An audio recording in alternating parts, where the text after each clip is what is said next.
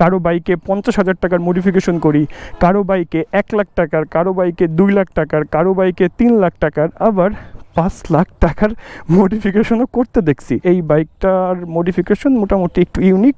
And এই blue কালারের বাইকটাকে হোয়াইট কালারের স্টিকার করে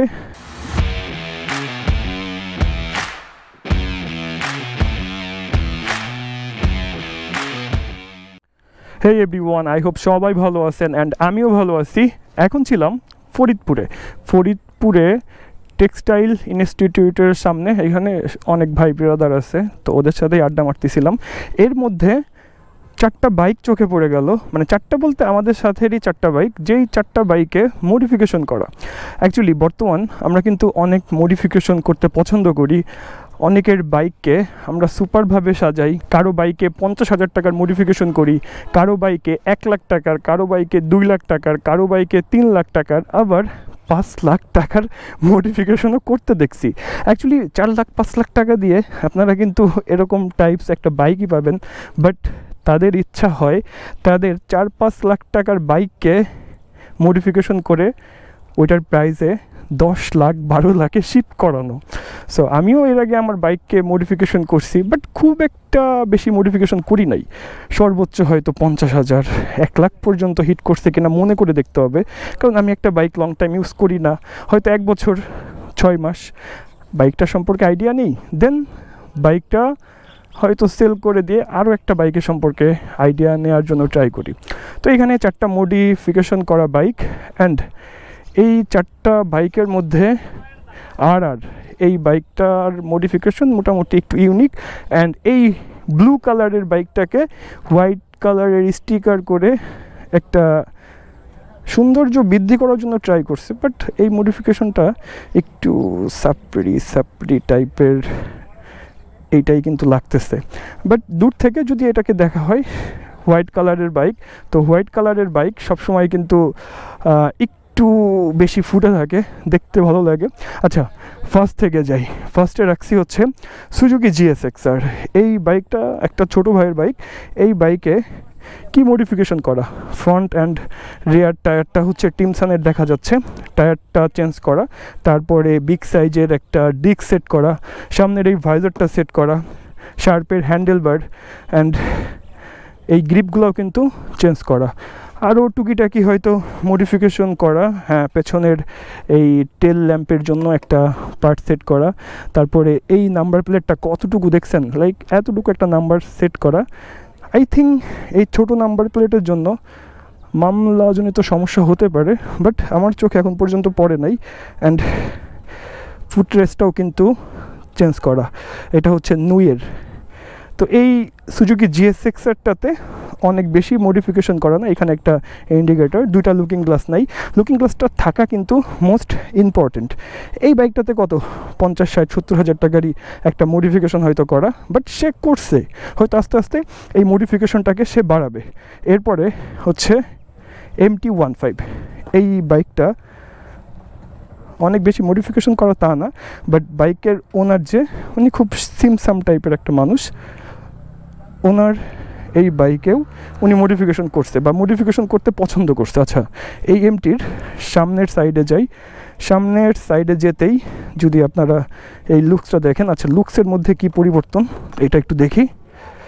ওকে, এখানে দেখা যাচ্ছে 2টা চোখ কিন্তু লাইক ব্লিঙ্ক করতেছে, অ্যান্ড দূর থেকে বা রাতের বেলায় এই সৌন্দর্যটা বোঝা যাবে। এখানে একটা হেড টাইপের কিছু একটা কাউল টাইপের সেট করা, এখানে একটা উইংলেট সেট করা হয়েছে, এটা আমি দেখি নাই এর আগে MT-তে কেউ সেট করছে। এখানে মিনি ফগ ল্যাম্পটা সেট করা হয়েছে, অ্যান্ড সুন্দর লাগতেছে ফ্রন্টের এই লুকসটা।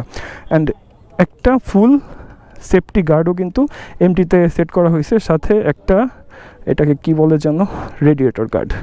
মাঝে মাঝে অনেক কিছুই ভুলে যাই। সো এটার লুকসটা কিন্তু বেশ সুন্দর। সাইলেন্সারের পার্টটাতে যাই। সাইলেন্সারের এইখানে হচ্ছে একটা সাইলেন্সার কভার বলতে এই সাইলেন্সারকে সেভ করার জন্য, অ্যান্ড এইখানে হচ্ছে সুন্দর একটা পার্ট সেট করা হয়েছে। এটার জন্য সুন্দর লাগে, হয়তো কিছু কিছু ক্ষেত্রে এটা হেল্পও করে থাকে। তো এই বাইকটাতে সিমসাম টাইপের মডিফিকেশন, কিছু স্টিকারও সেট করা হয়েছে। সিমসামের মধ্যে বাইকটা বেশ ভালো লাগতেছে। অ্যান্ড এরপরে যদি আসি ইয়ামাহা R15 V3, এটা একটা ছোটো ভাইয়ের বাইক। এই বাইকটা চেষ্টা করা হয়েছে ইউনিক লুকসে আনার জন্য বা ইউনিক মডিফিকেশন করার জন্য। তো এই বাইকটার ফ্রন্টে যদি আমি যাই, ফ্রন্টের লুকসটা আপনাদেরকে একটু শো করি। ফ্রন্টের লুকসটা হচ্ছে লাইক এমন। অ্যান্ড এই যে দুটা পার্ট, যদিও এই দুটা পার্ট হচ্ছে দিয়ে সেট করা, গ্লু দিয়ে সেট করা হয়েছে বা শক্ত কোনো কিছু দিয়ে সেট করা কিন্তু হয় নাই। এই পার্টটা রাইড করার সময় দেখতেছি যে নড়ে যাচ্ছে বা হয়তো কখনো উড়েও যেতে পারে।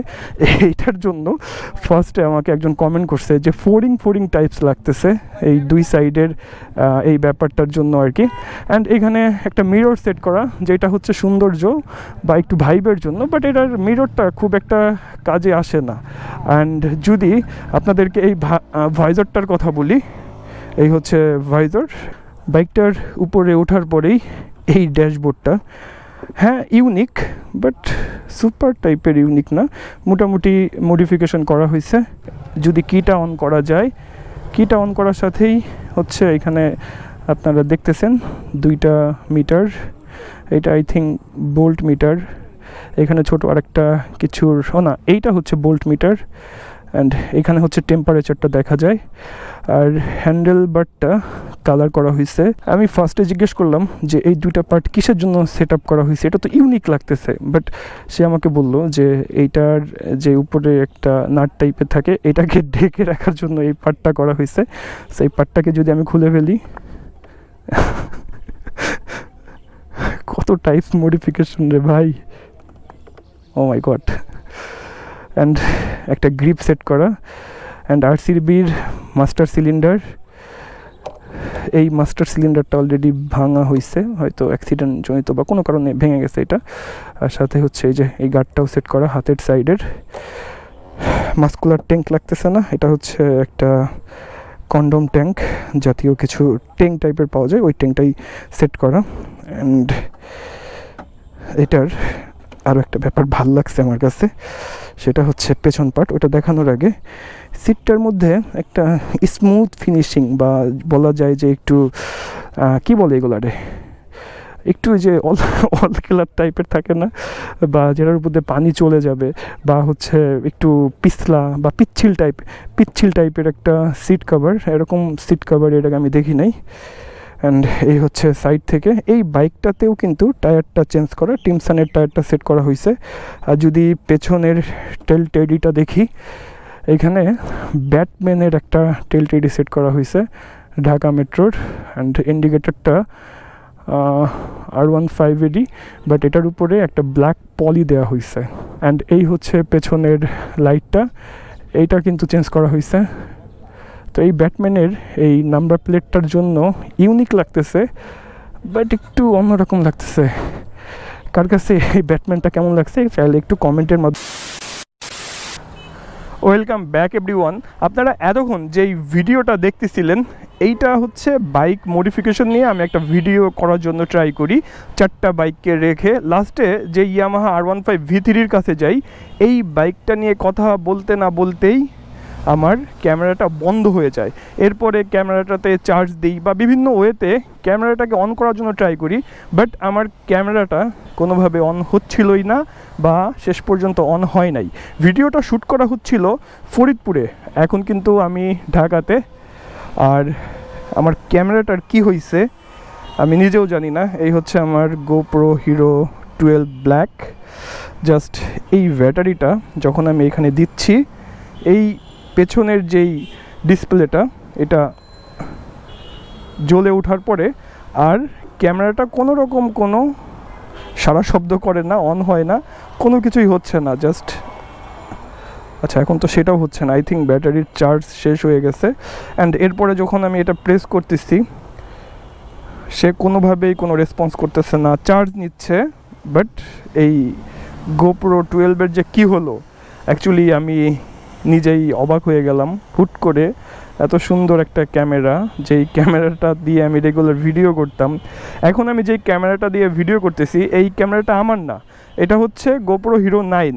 আমার কিন্তু গোপ্রো হিরো 9ও একটা নষ্ট হয়েছে, একবার না দুইবার নষ্ট হয়েছে, শেষ পর্যন্ত এটা আমার বাসায় পড়ে রয়েছে। অ্যান্ড নতুন করে নষ্ট হলো হচ্ছে 12টা। এটা নিয়ে আমি হচ্ছে আবু সাইদ ভাইকে ফোন দিই যে ভাই আমার ক্যামেরাটা নষ্ট হয়েছে, একটু ঠিক করা লাগবে, বাট উনি হচ্ছে ফ্রি নাই। আবার উনি বলতেছে যে তুমি এটাকে ওয়ারেন্টি ক্লেম করো। তো ওয়ারেন্টি ক্লেম হয় কি না গোপ্রোতে এটা আমি জানি না, তবে যতটুকু জানি অনেকেই আমাকে বলছে এটাতে নাকি হয় না, এটা ডিজিআইতে হয়। তো তারপরেও বসুন্ধরা সিটিতে যেতে বললো, যেই দোকান থেকে নেওয়া সেই দোকানে যেতে বলছে আমাকে আবু সাইদ ভাই। তারপরে উনি হয়তো চেষ্টা করে দেখবে, কারণ উনি চেষ্টা করলে এটা খুলবে চারিপাশ থেকে, এরপরে এটা অন হবে কি না এটার কোনো সিওরিটি নাই। আচ্ছা, এটাকে এখন হচ্ছে রেখে দিই। এই ক্যামেরাটা নিয়েই হচ্ছে এখন আমি আর কাফি বসুন্ধরার সিটির দিকে যাচ্ছি। তো গোপ্রোর এমন সমস্যা, অ্যাকচুয়ালি হুট করে 12-এ হবে। এই ক্যামেরাটা ইউজ করতেছি খুব বেশি দিন হয় নাই, আর এখন আমি যেই গোপ্রোটা ইউজ করতেছি হিরো 9, এই ক্যামেরাটা ধার করে আনছি কারণ গোপ্রো ছাড়া আমার একদিনও চলে না, যেটা দিয়ে আমি রেগুলার ভিডিও করি। লাস্ট কিছুদিন কোনো ভিডিও শ্যুট করি নাই, কারণ কাজটা হয়েছে হচ্ছে ফরিদপুর থেকে ঈদের সময়। ঈদের পরে ঢাকায় আসছি, আসার পরে অ্যাকচুয়ালি ভিডিও করার কোনো ইন্টারেস্টও কাজ করতেছিল না, যে নতুন একটা ক্যামেরা হুট করে নষ্ট হয়ে গেল কিভাবে বা এটার সলিউশন কি আমি জানি না। শেষ পর্যন্ত আজকে এটার সলিউশন কি পাবো। তবে যাই বসুন্ধরা সিটিতে গিয়ে দেখি আসলে এটার ব্যাপারে কি হচ্ছে। নেক্সট আপডেট হয়তো আপনাদেরকে পরের ভিডিওতেই দিব। ক্যামেরা বা যদি ওটা ঠিক না হয়, আমাকে তো একটা ক্যামেরা নিতেই হবে, কারণ অ্যাকশন ক্যামেরা ছাড়া আমার চলেই না, একদিনও চলে না, এমন একটা ব্যাপার আর কি। তো আপনাদেরকে যেই টপিক নিয়ে কথা আমি শেয়ার করতেছিলাম যে বাইক মডিফিকেশন, তো আমরা যারা আমাদের বাইককে মডিফিকেশন করি, আমার কাছে মনে হয় যে আমরা বুঝে শুনে যদি মডিফিকেশন করি বা একটু সুন্দর টাইপের মডিফিকেশন করি যেটা সবাই দেখলে পছন্দ করবে। হয়তো আমি একটা সুন্দর সিঙ্গেল হর্নের জায়গায় ডুয়েল হর্ন লাগালাম, সেটা হচ্ছে পপ আপ বাদ দিয়ে। পপ আপ কিন্তু লাইক মামলাজনিত একটা সমস্যা হওয়ার চান্স থাকে, বা পুলিশ কিন্তু এই পপ আপের জন্য মামলা দেয়। অনেকেই আবার বাইকে এক্সজস্টটা লাগাই, এক্সজস্ট লাগানোর ফলে আশেপাশে সবাই যেমন বিরক্ত হয়, সাথে সাথে আপনার কিন্তু মামলাও হয়ে যাবে। আর বর্তমান সিচুয়েশনে হয়তো আপনারা দেখতেছেন ঢাকা শহর বা বিভিন্ন জেলাতে মামলার যে ব্যাপারটা, ইভেন হলার সহ যদি বাইককে আর্মি পুলিশ পাচ্ছে, তাদেরকে কিন্তু বাইকের এই থটলটা দিয়ে খুব একটা পেইন দেওয়ার জন্য ট্রাই করতেছে। যেই ব্যাপারটা দেখার পরে অনেকেই ফানিভাবে নিচ্ছে, আবার অনেকেই বড় ধরনের মামলা খাচ্ছে।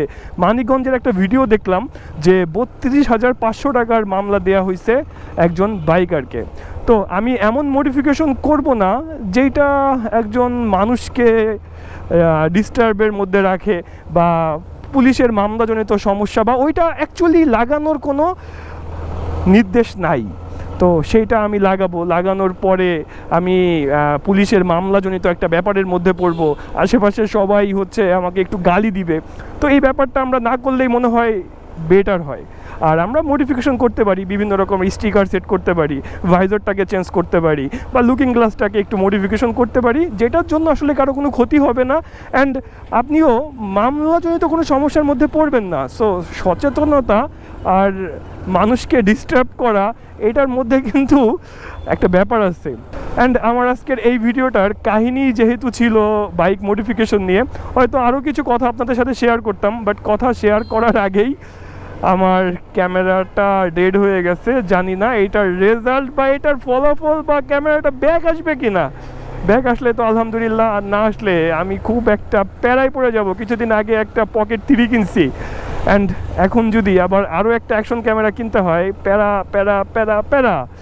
সো আজকের এই ভিডিওটা আমি এখানেই শেষ করি।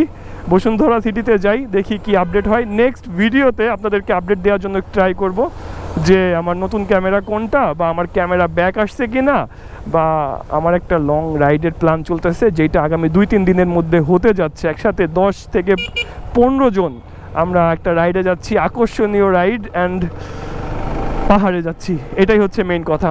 নো মোর টুডে, সবার সাথে কথা হচ্ছে নেক্সট ভিডিওতে। সবাই ভালো থাকবেন, সুস্থ থাকবেন, টাটা, বাই বাই, আল্লাহ হাফেজ।